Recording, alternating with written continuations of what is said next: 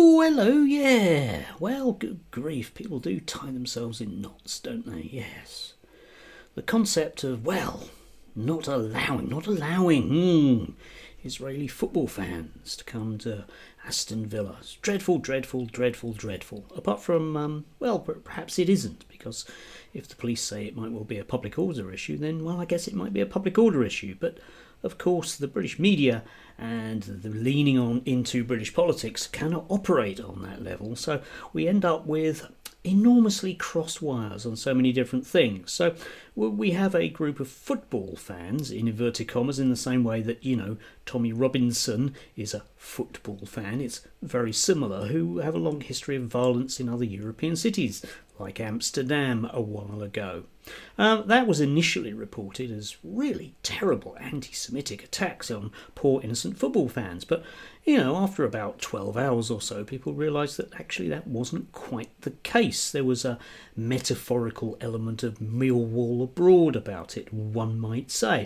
Mind you, the British press, of course, have to run with an anti-Semitic story. It has to be anti-Semitism, and nothing else will be allowed. So it's really, really, really dreadful that these people can't come here, because they might be attacked very badly by people, by hate preachers and others. Which means that if that is going to happen, then surely it's sensible for them not to come here. Or am I missing something here? And the answer is yes, because it doesn't matter to have a logical and coherent argument around this. The idea is to make, the lefties squirm. Hence, the reason I'm squirming right now, except I don't see an issue, personally. Yes. Meanwhile, of course, in other news, we have...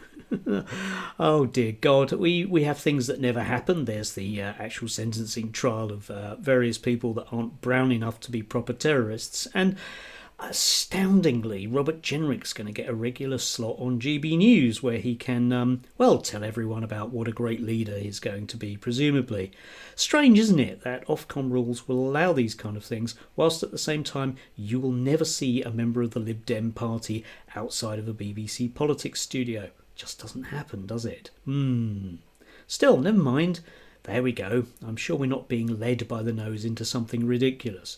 Anyway, if the match does go ahead and the bad thing happens, then of course it won't really be any difference, because it'll be the fault of the hate preachers and the police and Robert Jenrick and all of the others jumping up and down a bit like Mike at Talk TV, and the rest will be nowhere near the scene of the crime. Because it doesn't really matter what they say, they'll never be actively involved in all of that nasty, nasty stirring the pot that they do. What a glorious, sumptuous life it is. Pass me another pina colada. Do enjoy.